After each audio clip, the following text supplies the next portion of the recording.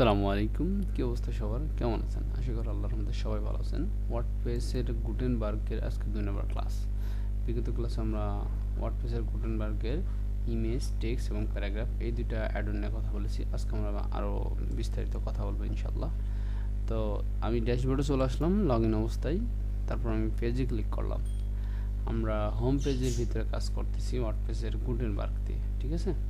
ওকে, just আমি home পেজটাকে আবার এডিট বাটনে ক্লিক করলাম। তাহলে আমরা আগের যে অ্যাডনগুলো সেই অ্যাডনগুলো এখানে দেখতে পাচ্ছি, বা ব্লক অ্যাডন। আচ্ছা, এখন আমরা নিচে থেকে আমরা স্টার্ট করতে পারি। তো অ্যাডনগুলো দেখার জন্য আমরা এই প্লাস বাটনে ক্লিক করি নর্মালি, তাই না? ওকে, তো এখানে ক্লিক করলাম। ক্লিক করার পর এখানে দেখেন প্যারাগ্রাফ, হেডিং, ইমেজ, যে তিনটা আমরা ব্যবহার করেছি সেই তিনটা প্রথমে আমাদের এখানে হাইলাইট করতেছে। আমি যদি এখানে ক্লিক করি তাহলে যে আমাদের এখানে সবগুলো অ্যাডন এখানে স্টেপ বাই স্টেপ দেখতে পাবো। তারপর এখানে দেখেন পাশে, এটার পাশে দেখেন লিস্ট নামে একটা আমাদের আছে, অ্যাডন আছে। তো এটাকে ধরে আমি যদি ড্র্যাগ অ্যান্ড ড্রপ করে ধরে এখানে ছেড়ে দিই তাহলে নিচে দেখবেন লিস্ট আকারে যে অপশনগুলো আমাদের ওয়েবসাইটের মতো ভিতরে হয়ে থাকে সেগুলো মূলত এখানে শো করতেছে। তো উদাহরণস্বরূপ আমি এখানে কিছু লিখি যে ওয়েব ডিজাইন,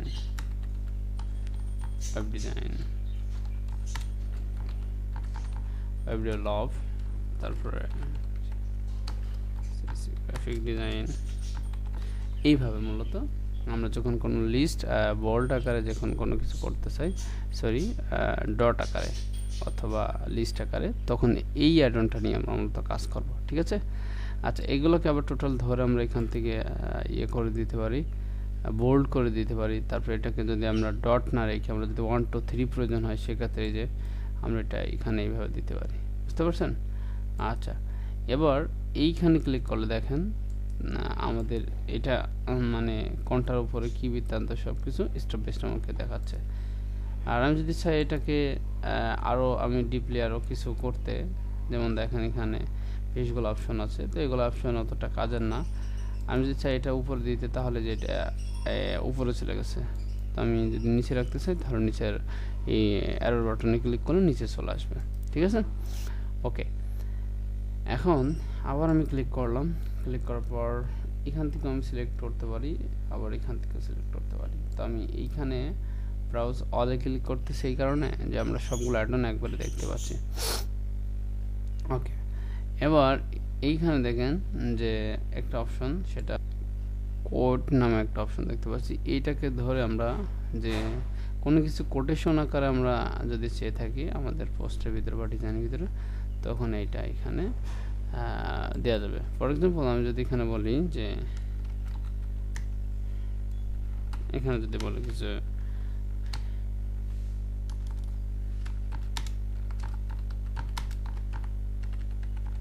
ঠিক আছে, এই যে এখানে দেখেন এই অবস্থা আমি যদি এটা দিয়ে আমি যদি এখানে আপডেট দিই তাহলে এটাকে যদি ভিউ করি। আর একটা বিষয়, এখানে যদি ভিউ বাটনে রাইট বাটন ক্লিক না করে নিউটা ওপেন না করেন তাহলে কিন্তু আপনি যদি এইভাবে ক্লিক করেন তাহলে দেখবেন যে এই পেজেই রিলোড নেবে। তখন বিষয়টা একটু খুব মানে কেমন, মানে একটু কঠিন হয়ে যাবে। কঠিন বলতে কি, আবার সেই এডিট বাটনে আসতে হবে। এই জন্য অলওয়েজ আপনি এই কাজটা করবেন যে আপনার মাউসের যে চাকা, যে কার্সর করেন, যে চাকাটা ঘোরান, যেটা এটার উপরে যদি ডাবল ক্লিক করেন, ফর এক্সাম্পল এই যে আমি এখানে ধরে এবার ডাবল ক্লিক করলাম ওইটা চাকার উপরে, তো দেখেন এখানে নিউ ট্যাব ওপেন হলো, বুঝতে পারছেন? ওকে, এইভাবে পাশের ট্যাবে রেজাল্টটা দেখবেন আর এই ট্যাবে কাজ করবেন, তাহলে কাজটা করতে সুবিধা হবে। হ্যাঁ, তো এবার আমি নিচেই আরেক কিছু অ্যাডন দেখার জন্য আবার আমি ব্রাউজার অলে ক্লিক করলাম। ক্লিক করার পর এখানে বলতে যে ক্লাসিক, এই ক্লাসিক মোডটাকে আমি যদি ধরে এখানে ছেড়ে দিই তাহলে দেখেন এখানে আমাদের ক্লাসিক ভার্সনে আমাদেরকে এখানে নিয়ে আসবে। উদাহরণস্বরূপ আপনার যদি যে আমাদের ওয়ার্ডপ্রেস গুটেনবার্গ ভার্সনটাকে আমরা আবার ডিজেবল করে দিতে পারি। হ্যাঁ, ফর এক্সাম্পল আপনার যদি এই যে ওয়ার্ডপ্রেসের এই ভার্সনটা ডিফল্ট অবস্থায় এই ভার্সন থাকবে, বুঝতে পারছেন? হ্যাঁ, সেই ক্ষেত্রে আপনি ওয়ার্ডপ্রেসের ক্লাসিক ভার্সনে আপনি আবার মুভ করতে পারেন। তো আমার মনে হয় না এটা প্রয়োজন আছে, কারণ ওয়ার্ডপ্রেসের গুটেনবার্গ ভার্সনটা খুব একটা ইম্পর্টেন্ট, বিশেষ করে বর্তমান প্রেক্ষাপটে। কারণ ওয়ার্ডপ্রেসের গুটেনবার্গের মধ্যে বেশগুলো ইম্পর্টেন্ট অ্যাড অন এখানে অ্যাড করেছে। এগুলো খুবই খুবই গুরুত্বপূর্ণ, মানে খুবই ইউজফুল। ঠিক আছে, ওকে। তারপর আমি প্রসেসটা একটু দেখাচ্ছি। এটাকে আমরা নর্মালি একটা প্লাগইন ব্যবহার করেই এইটাকে আমরা ডিজেবল করে আমাদের ক্লাসিক মোডে আমরা রূপান্তর করতে পারবো। তো সেটা করার জন্য জাস্ট একটা প্লাগইন, তো প্লাগইনে আমি ক্লিক করলাম। এই যে প্রথমেই সেই প্লাগইনটা আছে, এটার নাম হচ্ছে ক্লাসিক এডিটর। জাস্ট আমি এই ক্লাসিক এডিটর প্লাগইনটি ইনস্টল করব, দেন অ্যাক্টিভ। এখানে হয়ে গেল।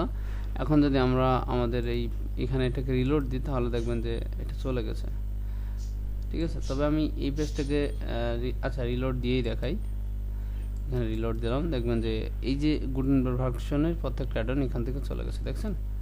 এই দেখেন এখান থেকে চলে গেছে। এমনি নর্মাল যে ডিজাইনের যে ব্লকটা সেটা রয়ে গেছে। এখন আমরা ক্লাসিক মোডে আছি। ফর এক্সাম্পল আমি যদি অন্য একটা কোনো পেজে চলে যাই, আমি যদি অন্য পেজে যাই, আমাদের অল পেজে গিয়ে আমি যদি যে অ্যাবাউটের এডিট অপশনে যাই, তাহলে দেখেন এখানে এই অবস্থা। বুঝতে পারছেন? ওকে, আশা করি এটা হচ্ছে মূল বিষয়। তো কীভাবে ওয়ার্ডপ্রেসের গুটেনবার্গ ভার্সন ডিজেবল করে ক্লাসিক মোডে আসবেন সেটা দেখলাম একটা প্লাগইনের মাধ্যমে। এটা নোট করে রাখেন আপনার খাতাতে, হ্যাঁ? ওকে, আমি এটাকে আবার ডিঅ্যাক্টিভ করে দিলাম, কারণ আমাদের এটা প্রয়োজন নাই। আমরা গুটেনবার্গ ভার্সনেই কাজ করতেছি এবং কাজ করব।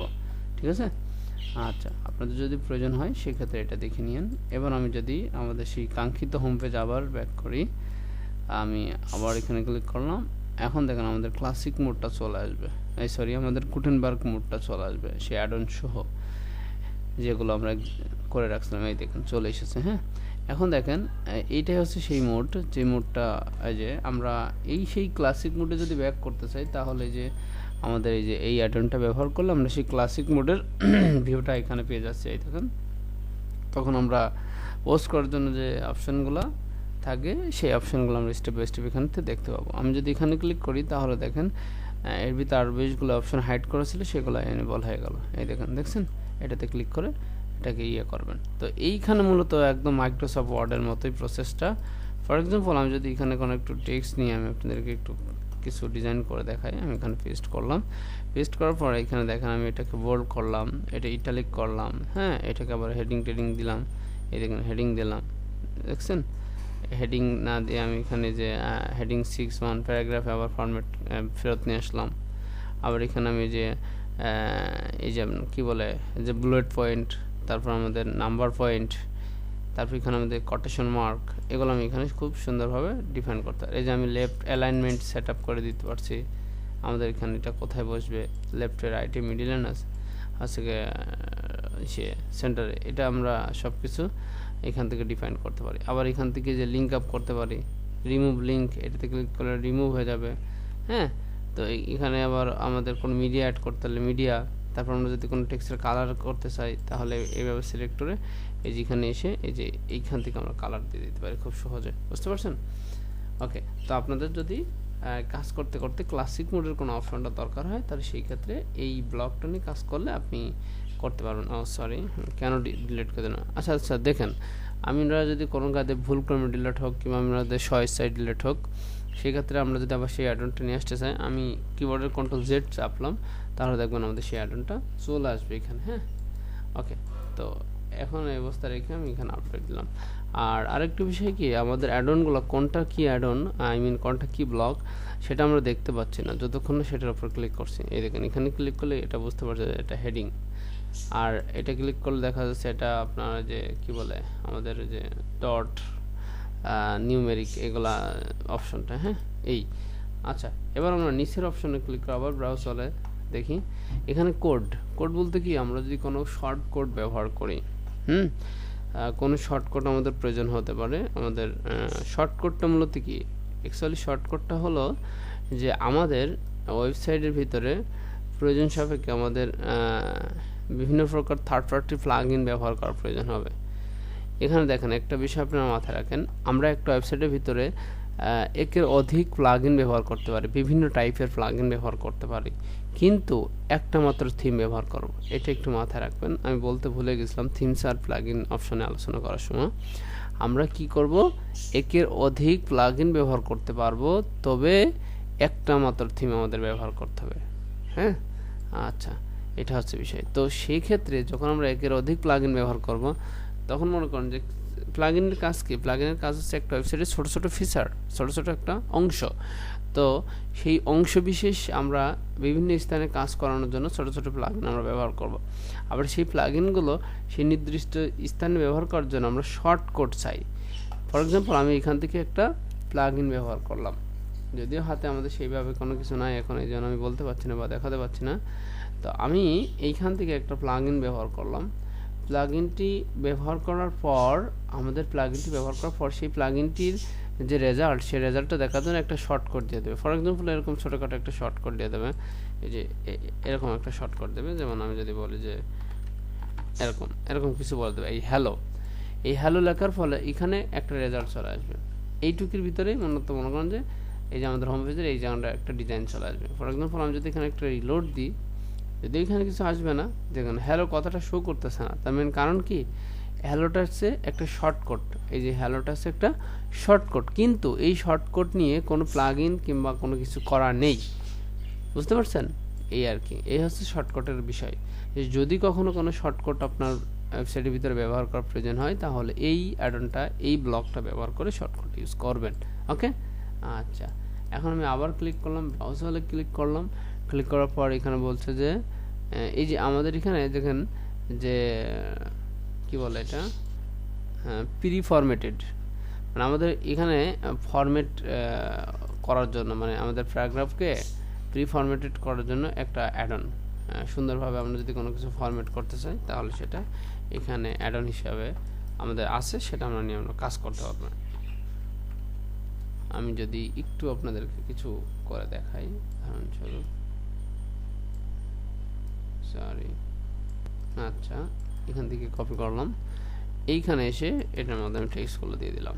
দিয়ে দেওয়ার পর এখানে দেখেন এই পাশে এটা আমরা এখানে এটা দিয়ে আমি যদি আপডেট দিই, আমাদের রেজাল্টটা কি আসে? ফ্রি ফরম্যাটটা প্যারাগ্রাফের মতোই কাজ করবে এখানে, এটা এই যে প্যারাগ্রাফের মতোই কাজ করবে, তবে কি এখানে একটু হাইট হয়ে থাকলো এটা, হ্যাঁ, এখানে একটু হাইড হয়ে থাকলো। আর আমাদের এইটা তো লাগবে না, হ্যালো অ্যাডন এটা লাগবে না, তো আমাদের এটা ডিলিট করে দিতে পারি এখান থেকে। আমি এখানে এটা কেমন কাছে, আচ্ছা এটা ডিলিট করে দিলাম।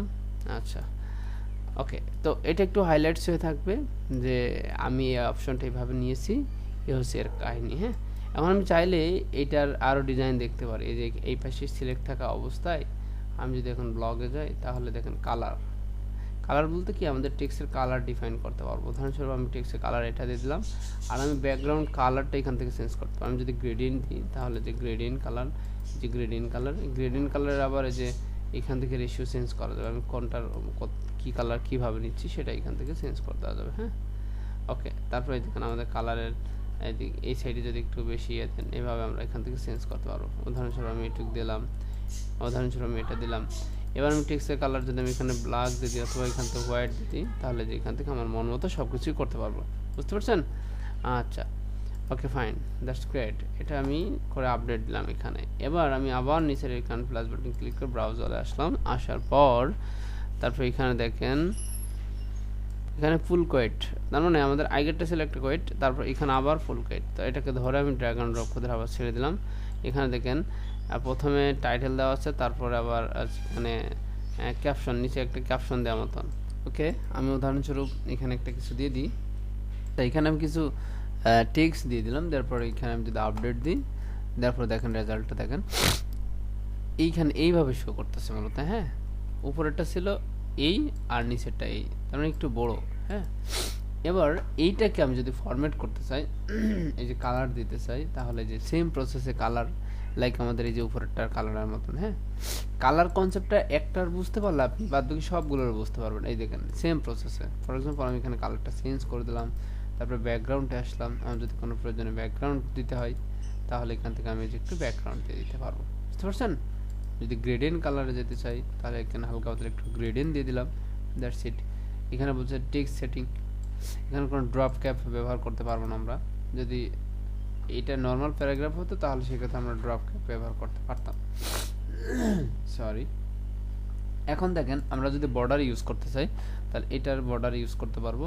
আমি বর্ডারের উইথ কত দেবো, আমি ফর এক্সাম্পল এখানে 2 পিক্সেল দিলাম। স্টাইল কোনটা দিব, আমি ডট দিতে পারি, আমি ডট এইটা দিলাম, এই ডটটা দিলাম, সুন্দর লাগছে। এবার বর্ডারে আমরা যে কালার দিতে চাই সেক্ষেত্রে আমি এখানে যে কালার দিয়ে দিতে পারবো। এখন দেখেন এই বর্ডারের আমি আবার একটু বর্ডার রেডিয়াস দিয়ে দিতে পারি। আমি যদি এখানে 30 পিক্সেল দিই তাহলে দেখেন সুন্দরভাবে এখানে একটু হচ্ছে, বুঝতে পারছেন? ওকে, এবার আমরা টাইপোগ্রাফির প্রসেসটা কি, লোয়ার কেস কি আপার কেস, তো আমাদের যেটা আছে সেটাই থাক। এবার আমরা টাইপোগ্রাফির ফন্টটা আমি এখানে এটা করে দিলাম, আর এখানে আমাদের ডিফল্ট অবস্থায় যেটা আছে মিডিয়াম সেটাই দিয়ে রাখলাম একটু। হ্যাঁ, ওকে। অ্যাডভান্স প্রসেসটা হচ্ছে কি, আমরা যদি কোনো কাস্টম সিএসএস অ্যাপ্লাই করতে চাই, সেই ক্ষেত্রে আমাদের অ্যাডভান্স প্রসেসে এসে একটা ক্লাস ডিফাইন করে সেই ক্লাসটা ধরে আমরা হচ্ছে ডিজাইন করতে পারবো। এটা হচ্ছে মূলত অ্যাডভান্স প্রসেসের অপশন। ক্লিয়ার? ওকে, আমি এই অবস্থায় এখন আপডেট দিয়ে দিলাম। তো আজকে এই কটা অ্যাডনই থাক, অলরেডি 15 মিনিট হয়ে গেছে, 15-16 মিনিট হয়ে গেছে। নেক্সট ক্লাসে আমরা অন্য ব্লগ নিয়ে কথা বলবো। হ্যাঁ, ভালো থাকেন সে পর্যন্ত। আসসালামু আলাইকুম ওয়া রাহমাতুল্লাহি ওয়া বারাকাতুহু।